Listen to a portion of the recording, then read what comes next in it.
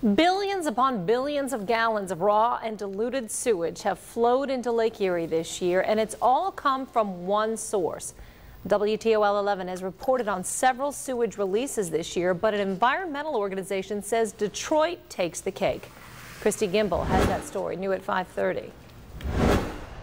Detroit, it's home to the single largest wastewater plant in the country. It covers 3 million people. It's just huge, and therefore it produces a lot of sewage, and there's a lot of overflow. And according to Sandy Bin, the city had unloaded nearly 30 billion gallons of raw and partially treated sewage into the Detroit River, and that was in the first 7 months of the year.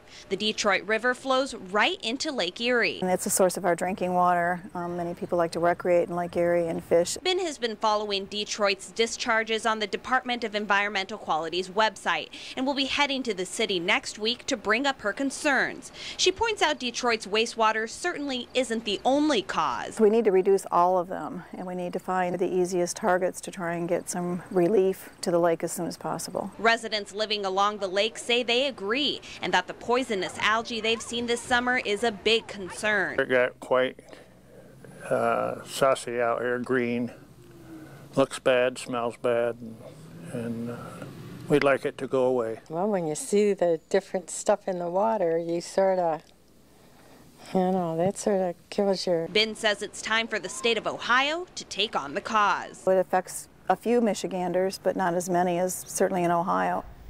Now, I did speak to the Detroit Water and Sewerage Department on the phone. They point out the majority of the water released is treated, and they are in compliance with Michigan environmental quality rules. They say the increased number of sewer overflows had to happen this year because of heavy rain. Reporting live, Christy Gimbel, WTOL 11.